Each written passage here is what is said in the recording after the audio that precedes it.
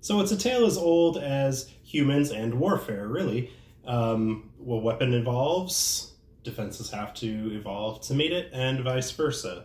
So today we are talking about the evolution of a specific form of plate armor called the coat of plates, Brigandine, pair of plates, Corazinna, whatever. There are a lot of names these go by. Do they all mean the same thing? Do they mean different things, different times, different places, different designs? We're going to look into all that a little bit. We're going to really be focusing on the late 14th century, and today especially we're really going to be focusing on Italy, but I will draw in some sources from other places as well. If you have not checked out the rest of my series on equipment of a late 14th century Italian man-at-arms, I have videos about arming garments and different words for them. We go into a lot of English terminology for that as well. I have a video on mail in the 14th and late 14th century as well.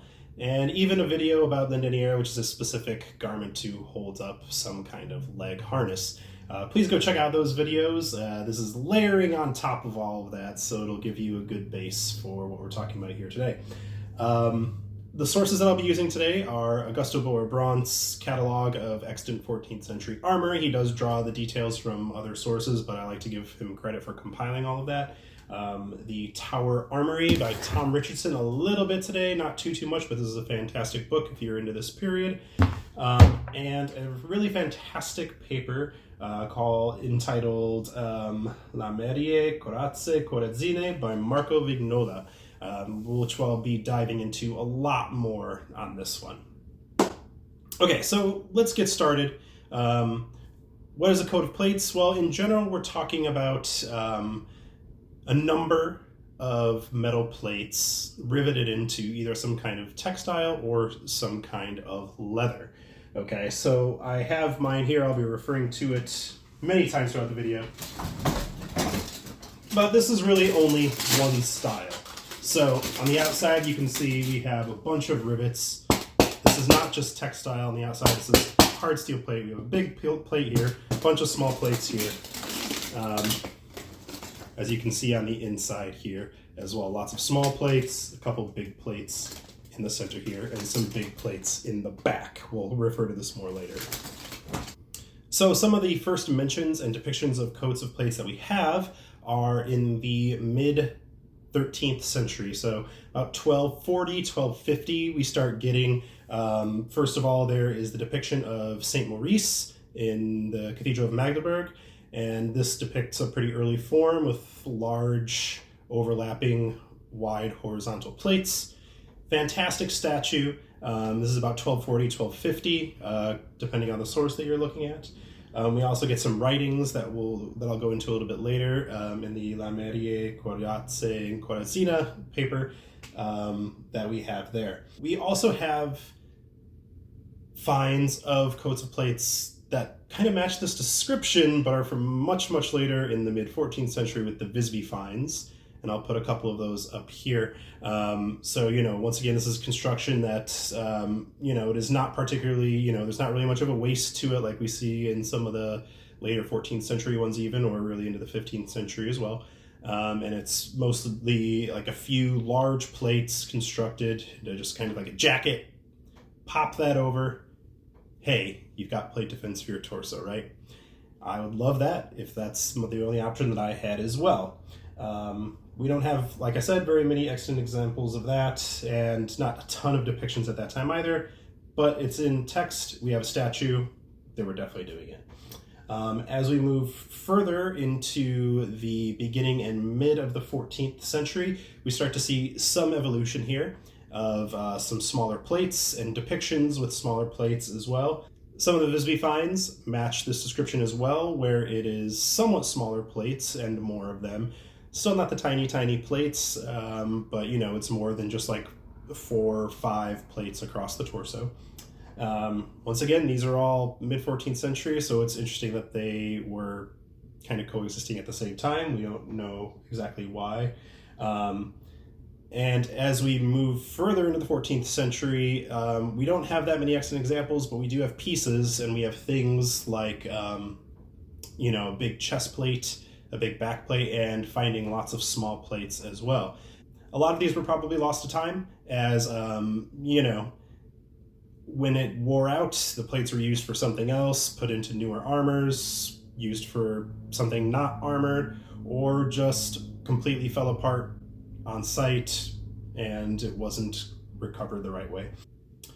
By the 1370s and 1380s, we start getting depictions of a little bit more of an advanced form with maybe some like a big breastplate, or like two halves of a breastplate possibly, and then a lot of smaller plates around the midsection, so probably something like this.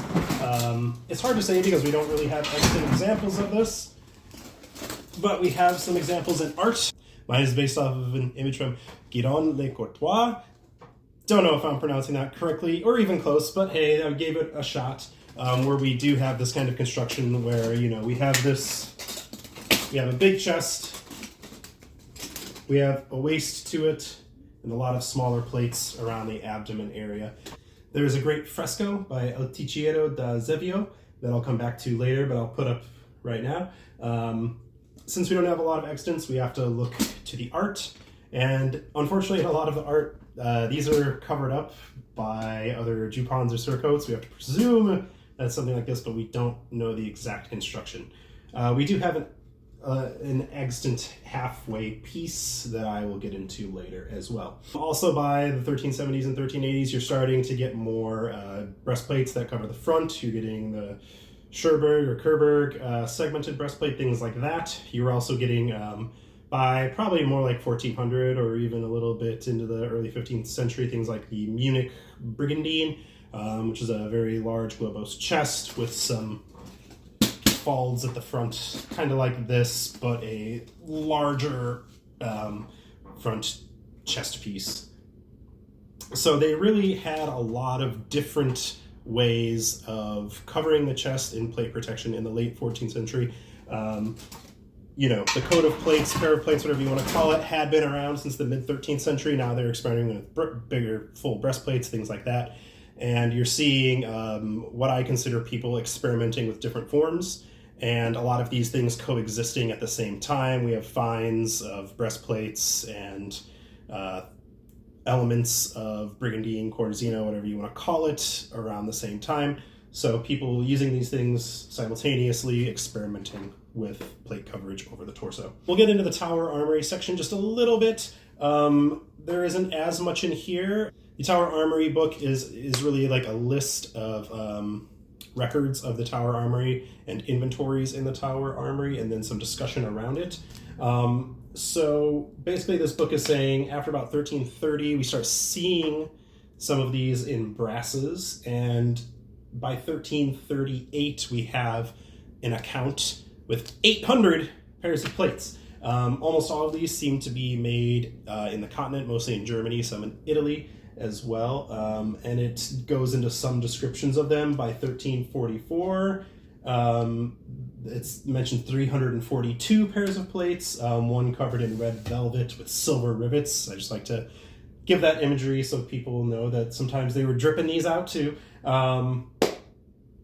And 301 of them out of this group of 342 were from Flanders. This term is used in the Tower Armory inventories all the way up into the 15th century, which is interesting. They never really changed the term, so I have a feeling that they just use the same term for a variety of forms of these things, because I very much doubt, especially if they were getting from the continent, where we know the form of these was changing in various ways over time, that they were getting the exact same thing over, 70 years, something like that. I doubt it was the same form the whole time. They were calling it the same thing, pair of plates. Does that mean it's just two plates on the chest and then maybe just the smaller ones? Probably not. I mean, that did exist for sure. I'll put a couple of those up.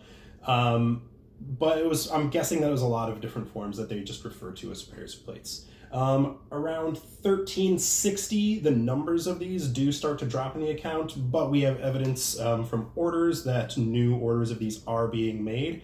There is an order from 1372 to 1374 in an account for 3 pairs of plates decorated with the arms of the king and of Thomas of Woodstock at £4, 13 shillings and 18 pence, I believe, which is the D each.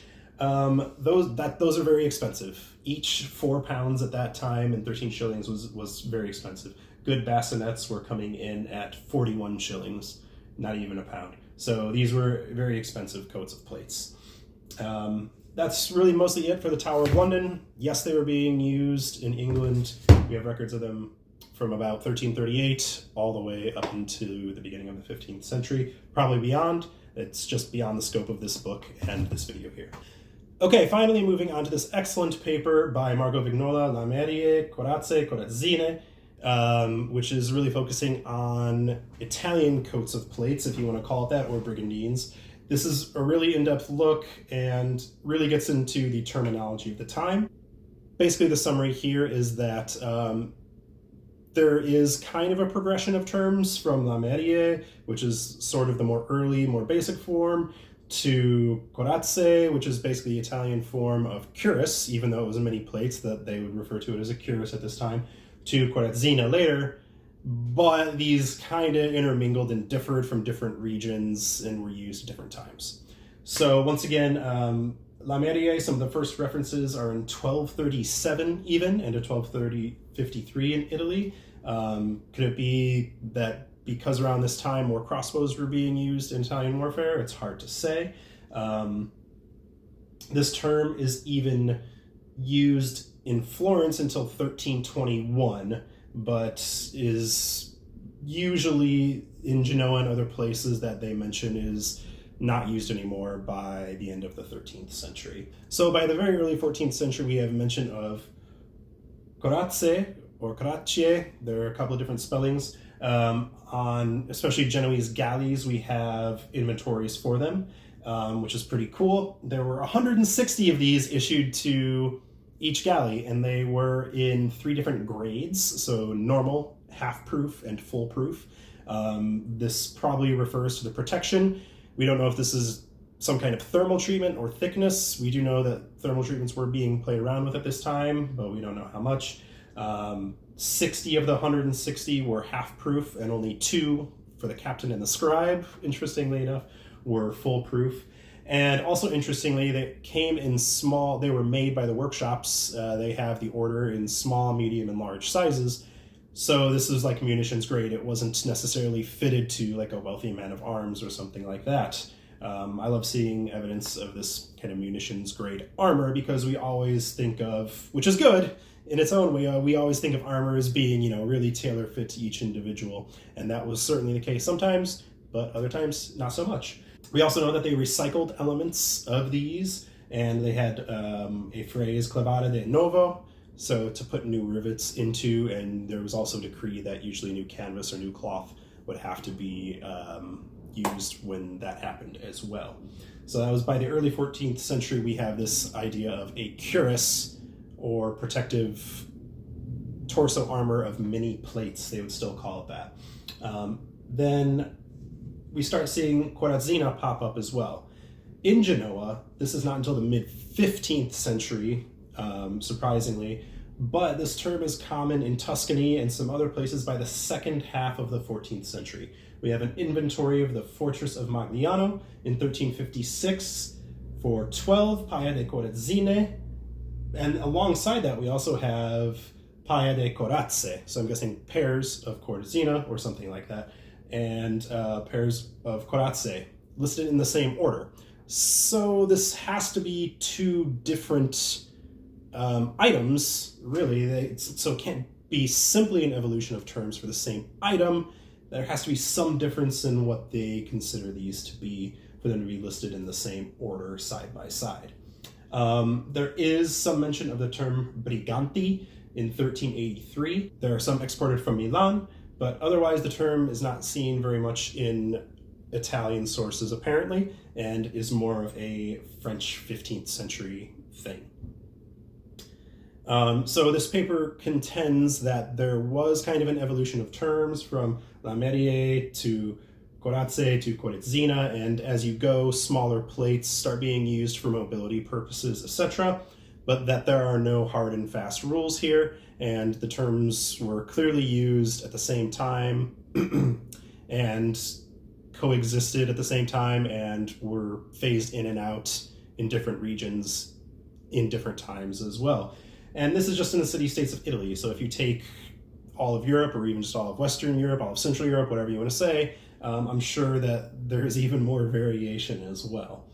For this last type of Corazinna, or something you might be able to call Corazinna for the 14th century, we have this half extant find that was from 1370, and you can see it's hard to tell whether these bigger plates are for the chest. I presume that they're probably more likely for the back, given that they're kind of like more vertical and bigger, so it would seem like it would be going along the spine to me.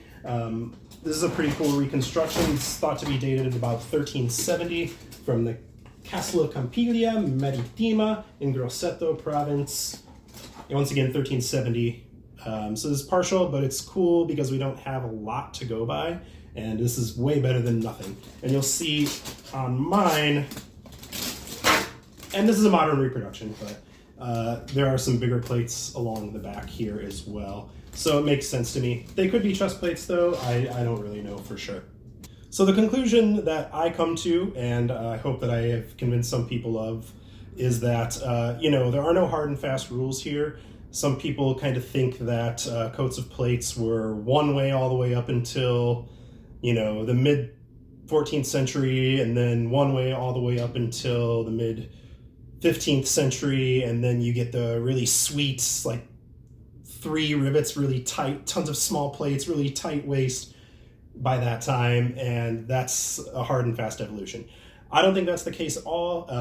We don't have a lot of extants, but by text, art, and some of the extants we have, to me it seems like, yes, there was a progression, but it was mixed. People were probably experimenting. There was no one regimented way at any time to make them. I'm sure certain workshops made them, especially for like the Genoese galleys when they were supplying 160 to each ship. I'm sure they had a certain way of making them, no doubt in my mind, but I doubt that that was standardized across, even a whole city-state or something like that.